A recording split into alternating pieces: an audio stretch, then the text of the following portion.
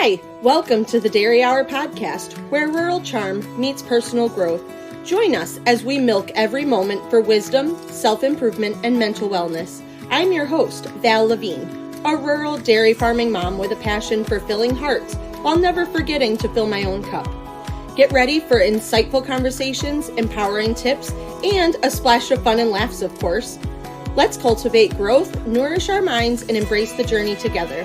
This is the Dairy Hour podcast, where every episode is a breath of fresh air and the inspiration you need to be your best self. Hello, everyone, and welcome to today's episode of the Dairy Hour podcast. I am your host, Val Lavigne, and I am joined today by my friend Jaime Mowry. Jaime, how are you today? Good. How are you? I'm doing pretty good. The sun is at least shining for now, and here we are in lovely upstate New York. So, yes. Jaime, do you want to start by telling us a little bit about yourself? Sure. So I am the third generation on my family's dairy farm in Western New York. My background is very heavily involved on the farm, but I didn't think I always wanted to be on the farm, despite having grown up working, which may have been the reason why. But as far as the farm background goes, my grandfather started the farm in Vermont, and in 1972, they packed up all the cows, all the equipment, and all 4 kids and moved to where we are today. So I think about that a lot and just the obstacles they had to overcome to do all of that. And here I am raising one child and can't even fathom doing such a thing. So they arrived here in 72, and long story short, they were milking about 60 cows at the time, and today we're milking 1,500 on 2 locations. One location is the young stock, and the other location is a milking facility. So we've expanded quite a bit and done it all internally, with currently no plans to expand any day soon. So we're pretty content where we are now. Who knows what the future holds, but I've been home for about 8 years now. 8 years almost to the day, actually. I was thinking about it. And now my brother is home as well. So him and I are the third generation and working our way into the business. That's awesome. That's such a great story. I don't think that of all the times that I've seen you, I don't think that I've ever heard that story about your grandfather moving from Vermont. And my grandfather actually, which they weren't milking cows, but my grandfather also came from Vermont in a similar fashion. Like they just packed up the family and moved to New York. It was, oh, really? Yeah, I want to say his was a lot more, it was a lot earlier than the 1970s. I want to say it was like the 1950s, late 1940s, somewhere's in there. They packed up and came to New York from Vermont as well. So that's pretty funny that we both have grandfathers that came from Vermont. And I didn't know that. Location. Yeah, I'm happy with the location that he picked. So I guess we're good with that. And so, you said he came with his 4 kids, and you can't fathom, doing that yourself. And you just recently moved, though, and you have a little guy. So that's probably enough for you.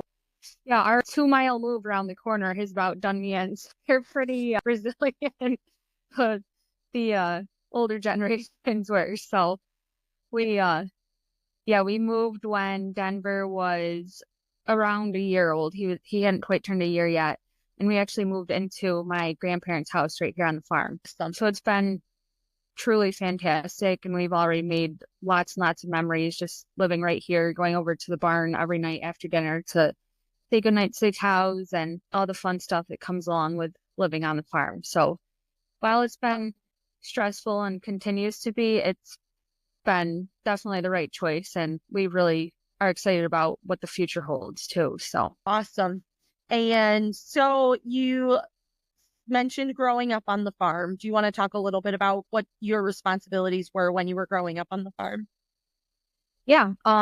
So my mom, us kids never went to daycare, which maybe we can get into a little bit later about the differences between the way I was raised and raising my son now. But my mom was responsible for the calves, which I think is a pretty common story for the farm wife. We all fed calves growing up. I think I started driving tractors around 9 and had, I was out in the field alone, mowing hay, raking hay, you name it, from a really young age. So we were always made to work on farm, and we had a schedule that we adhered to and had our own responsibilities. So we didn't all end up back on the farm. I have a sister as well, but I think it definitely helped land me back here. Even though, like I said, I didn't think I wanted anything to do with it until probably, I think, like the end of my junior year of high school is when I started becoming more interested.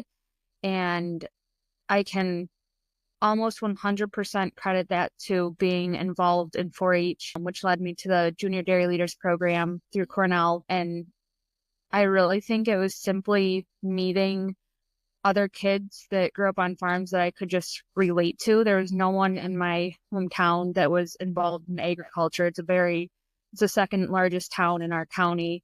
And although our county is heavily based in agriculture, somehow our town is very, very distant from it. So, it was hard to go to high school and no one could relate to.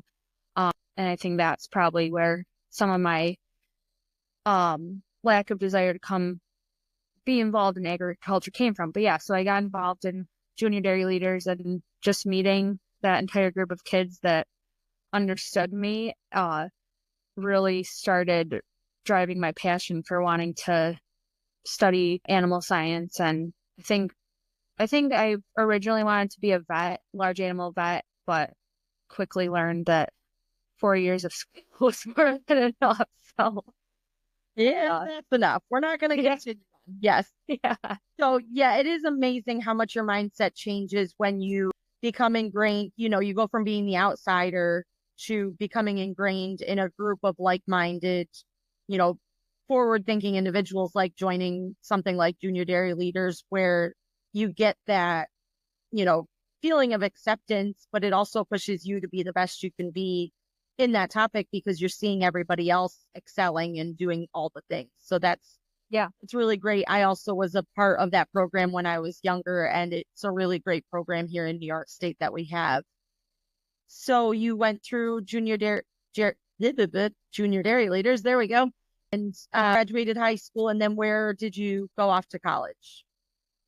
Yep. So I was faced with whether I wanted to do a 2+2 program, go out of state, or follow in my dad's footsteps and go to Cornell. And I got accepted to Cornell, so I decided that doesn't happen all the time, so I should probably take advantage of it. And I went there for 4 years and hated it at first, like so much.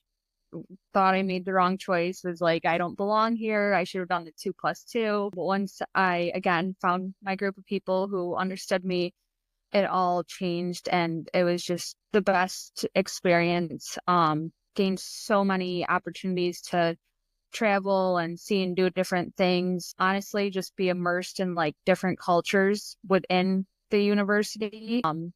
Met people and got an understanding for where people come from in a way that I will never probably have the opportunity to again. Was something really unique maybe about Cornell. But yeah, and then the Dairy Fellows program probably showed me, I think being in the Dairy Fellows program the last few years is what made me decide that I probably will end up back on farm rather than working elsewhere in the industry.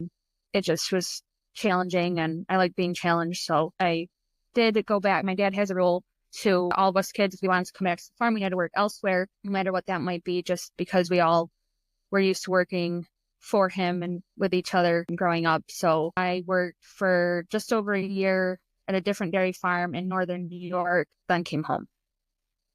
So you went right from college to that other farm for a year and then was able to come right. Yep. I did some internships.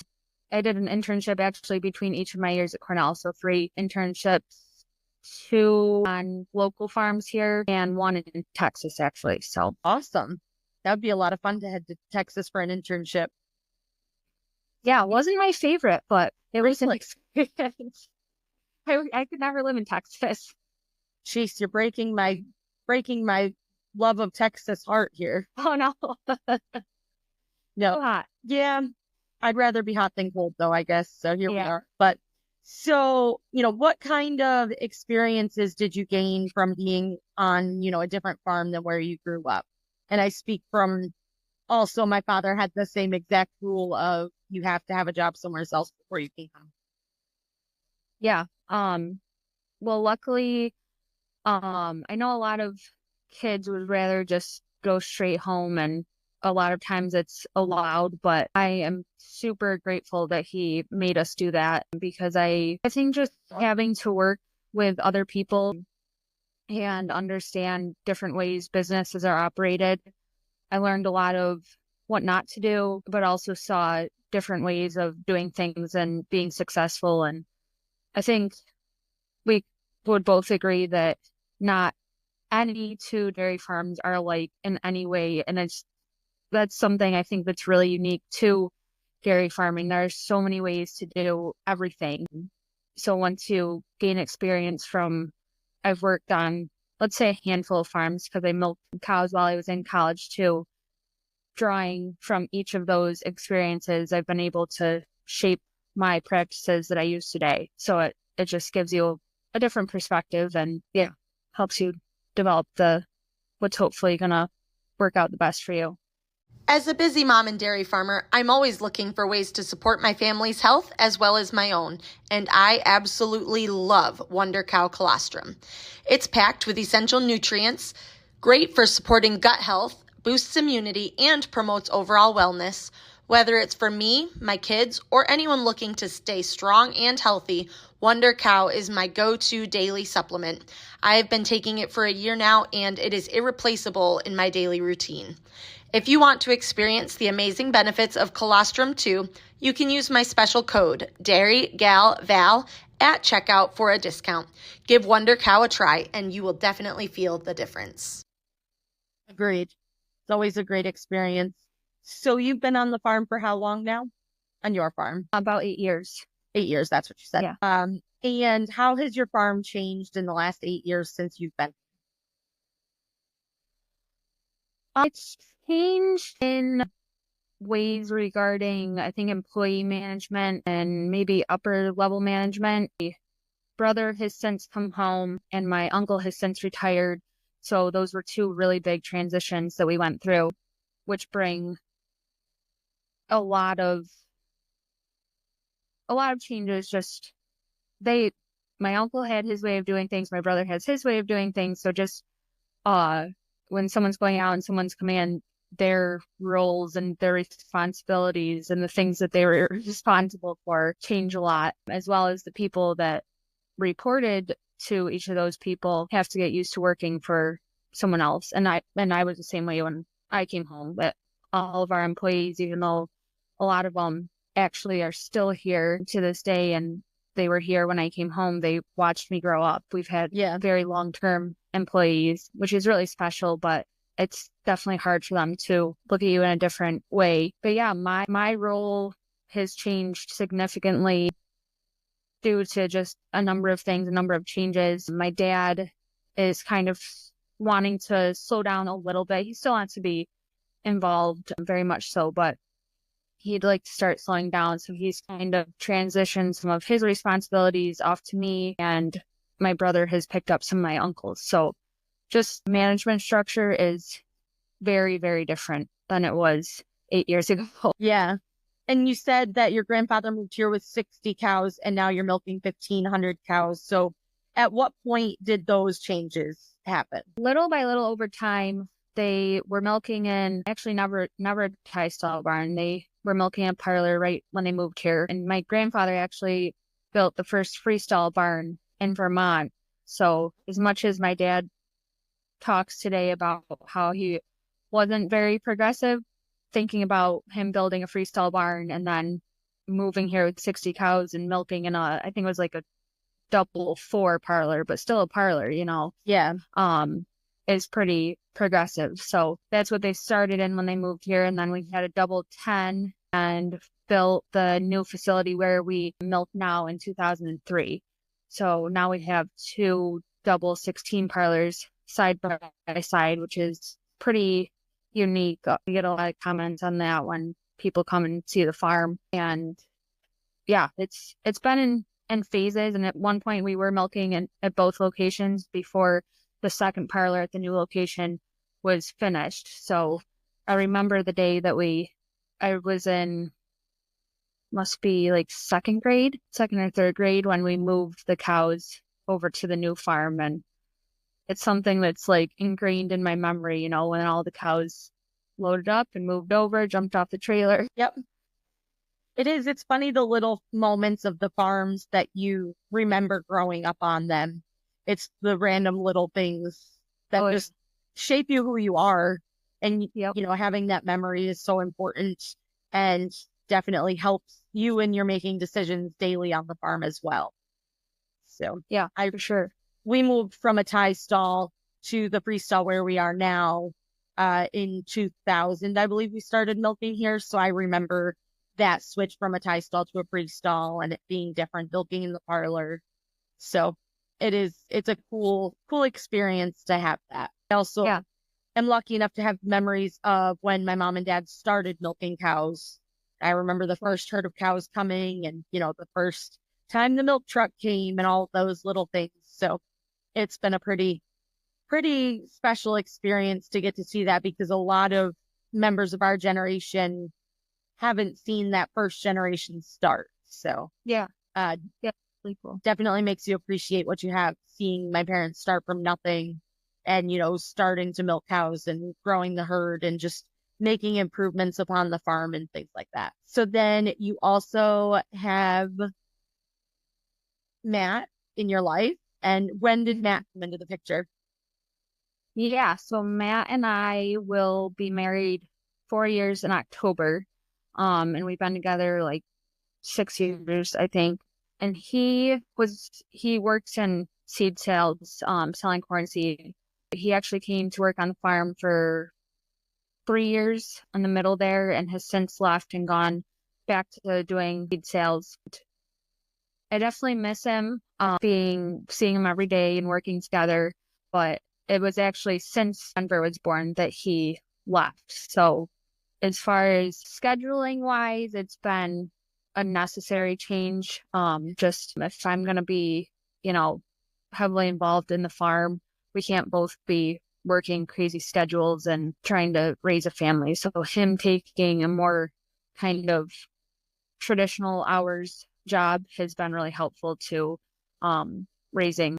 Yeah. He's how did you meet Matt? We met through mutual friends. We joke that we kept seeing each other at different events and stuff, and we would ask our friends, "Hey, who's that? Who's that?" And eventually it just clicked and we just connected, and it's been history ever since, really. No real great story. That's okay. And does he have farm experience prior to meeting you? Did he have farm experience or was he not? He did not grow up on a farm. He's kind of unique in that he had some good family friends that had a dairy farm when he was a young kid and spent a lot of time there and really just developed a love for agriculture. His family, no one in his family has any background in farming. So he just gained a love for it through neighbors and family friends where he just spent a lot of time, and it literally made him pursue a college degree in ag science, I believe, and a career in the agricultural industry. So we need a lot more people like that if we want to keep agriculture alive, right?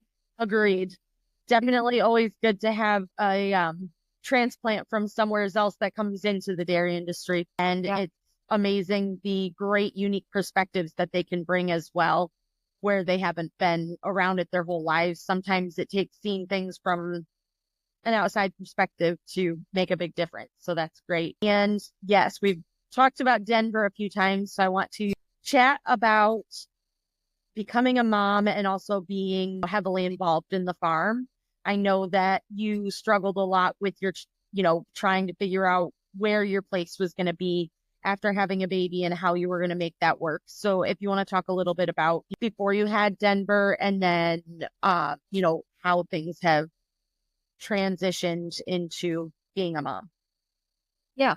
Just cut me off if I start to ramble because You're can good. do that. So I guess where it all kind of starts and where I started to realize that my pre-Denver career wasn't going to look like my post-Denver career was when I got diagnosed with a high-risk pregnancy about halfway through my pregnancy with him. And it meant that I couldn't do really I wasn't on bed rest, but I couldn't do nearly what I had been doing on the farm. I had to take a major step back from doing anything physical, which meant my role just like drastically changed. I was very heavily involved in the day-to-day. I was responsible mostly for the milking location where the wet calves are as well. So all of the animals and employees at this location report to me, for lack of a better word. But I also was, right there working alongside them doing the hard work. And when I got diagnosed with that, I mean, it just had to stop. So I had to figure out where I could be useful and what my role could look like without being actually out in the barn doing stuff. Mm-hmm. So that's when it really all started to change. And just because of that, like my hours changed too. It didn't make sense for me to be working 80 hours a week if I wasn't able to physically help as much. So it just made sense for me to work a few less hours. And then I laugh about this now, but when I had to go live in the hospital for a week prior to having him, just as a precaution, and the day that I was supposed to move into the hospital, that morning I went into the barn to make sure everything was okay, and I literally just had a meltdown. Like I was crying and sobbing and just a complete wreck because I just thought I didn't think everything was going to fall apart, but I just thought nothing would be the same after I came back from having Denver. And to me at that time, the farm was still up until really going into the hospital, truly the farm was like my entire life. I ate, slept, and breathed it. And everyone knew me to be that way, my husband and my whole family. And it was just my whole personality. For better or worse, that's what it was. So I was like, oh my gosh, this thing is happening and nothing's going to look the same and blah, blah, blah. And looking back, you were a little stressed about the fact that you were about to give birth to a tiny human. Yeah. Yes. No added pressure. It's fine. Yeah. Only people that have had a baby understand the actual feeling of holy cow, everything is going to change. Nothing is going to be the same. And you get scared of that unknown.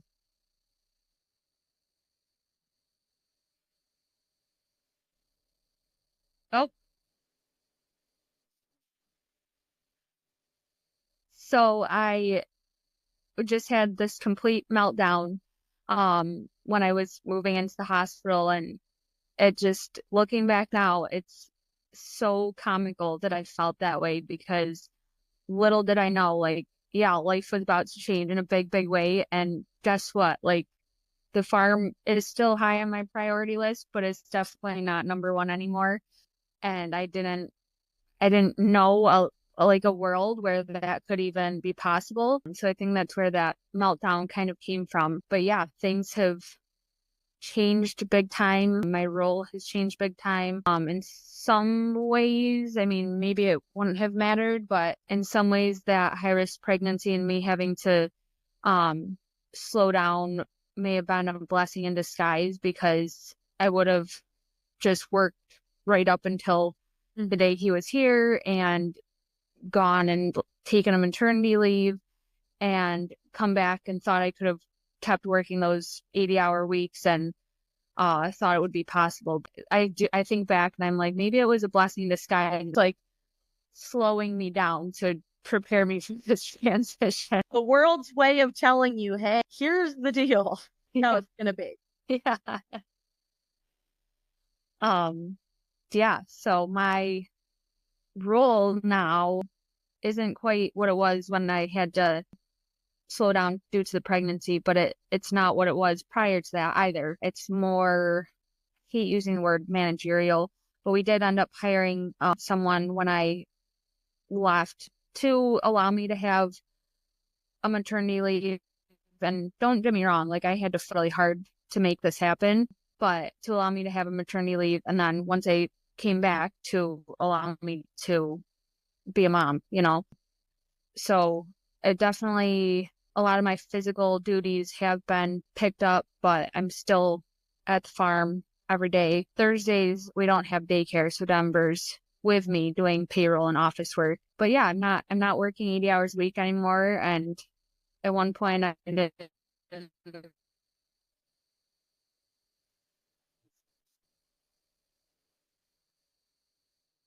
So I still am at the farm every day. I keep pretty strict boundaries about having a day off now, just so that we can be together as a family. Thursdays, Denver is with me and does payroll and office work. It's one day that we don't have daycare, but it's very different. It's I know no different, but family members and the farm employees have been fantastic, but family members don't know any other way. We weren't in daycare and they don't understand having to work around daycare hours. So yeah, it's been a really major adjustment for people like my dad. My brother's been pretty good about it, but I've definitely had to fight really hard to create some boundaries and stand up for myself. But I'm not willing to sacrifice, my family and raising my son. So Good. it's really important to me. That's good. And I'm so, proud of you as a fellow mom that you were able to stand up for yourself and get those boundaries established, because I know some people are not as lucky and they can't stand up for themselves to establish those boundaries. And, especially having a larger farm, you know, having extra employees around, it's obviously a lot harder if you had like a 40 cow tie stall and it was you and your husband doing all the work. But, having different people and the ability for the farm to put people in different positions to help you be able to be with your family when needed, because it is important to be present in your child's life. And it's important to have those specific days where you are spending time with the family as a whole, instead of like, oh, I'm here, dad's at work, or dad's with you, I'm at work. Getting that whole family unit together is so important. And, what was your main driving focus for getting, doing daycare and, going that route? Because I know some moms do try really hard to just bring the kids along and have them on the farm all the time. So what was your driving force behind that? Yeah, I very naively thought that I was going to be one of those moms and would bring my kid to work with me. And I credit those parents so much who can make it work, because I mean, I do for very short periods of time and try to get what I need to do done, but it is so, so, so hard. And to be honest, like I kind of drug my incredibly blessed. We found a babysitter who takes care of them in her home, and my mom very helps out too. So it couldn't be a better situation, honestly. But yeah, I don't know how people do that. I really don't. I love him to death, but the efficiency level drops dramatically when your kids are present. 100% accurate. Yes, that's definitely true words of a mother right there. Yeah. They're just like, what do you mean you didn't have time to do that? Well, or what do you mean you're late? Well, here's all these things happened before I was able to do this. Or I forgot something the other day and they're like, oh, how'd you forget that? And I was like, well, I was busy trying to make sure 3 other tiny humans had all that they needed. So mom just doesn't get the time of day.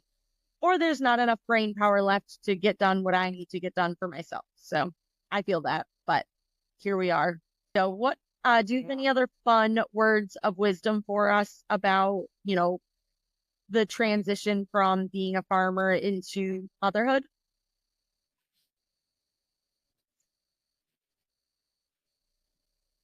Actually, I joke about that, saying like, yeah, it's so hard having Denver at the farm, and I don't know how people do that, but I definitely have like dreams of involving him in the farm. Maybe when he's a little bit older. He actually rode in the tractor with me for the first time last week when we didn't have daycare, and he's able to sit in the buddy seat now, and I can put the seatbelt across his lap. So yeah, you get really excited about those moments, and you're like starting to see the kind of dream that you always dreamed of coming to life. So I think it is possible. It's just very difficult. Yeah, the support systems are huge. Yes, absolutely. And like I said, I guess maybe some words of wisdom are I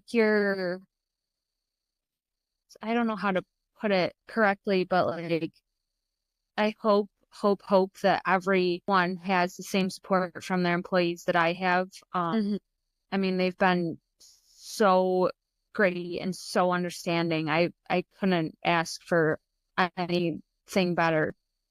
And I mean, especially when it's a group of men who are here by themselves and, could be envious, maybe, not maybe jealous, and they just couldn't be more supportive. So super, super lucky.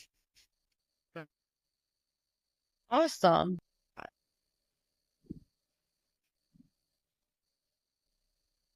That's awesome, Jaime. I am so happy to hear that you guys have figured things out, at least for the time being, because as we know, farms and life and families are ever evolving. So that's good that you seem to have what works for you guys in the here and now. So I love to get into some fun rapid fire questions at this point of the podcast, just to get to know a little bit more about you. So are you a sweet or a savory person? Ooh, savory most of the time. Savory most of the time. So what's your favorite savory go-to dish? Potato chips. I'm a sucker. A sucker for a good potato chip. Yeah. I love it. What is your dream vacation destination? Ooh, that's a good one. I've been to some really cool places, so that's actually really hard. Maybe Greece. That's really cliche, but it looks really pretty, so wouldn't mind going there. It does look really nice. I wouldn't mind a good trip to Greece. I mean, if someone else was paying, I'd be like, okay, take me along, whatever works.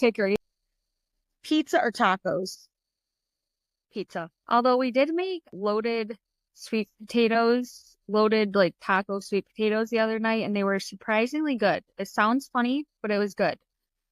That does sound interesting. What is your favorite TV show? Like that one where you put it on and you just can't stop watching. I truly don't have one. I don't watch TV. The most TV I've ever watched was when I was home with Denver on maternity leave. Okay, so what did you watch? I made the huge mistake of watching Firefly Lane. Is that what it's called? I don't know. Oh, it had me here with a newborn. What was your favorite subject in school?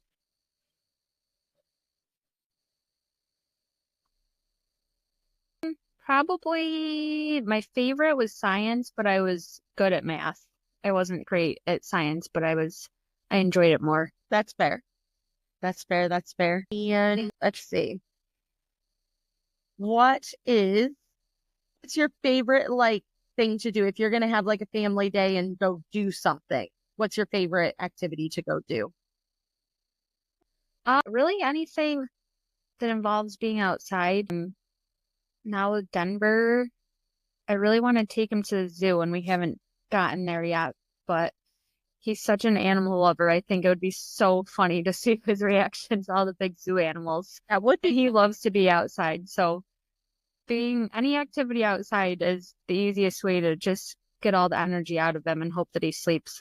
Yeah, that too, especially with the predicament of the podcast. And yes, little boy's not sleeping. And I guess we'll wrap up the rapid fires. Okay, your favorite place that you have been so far?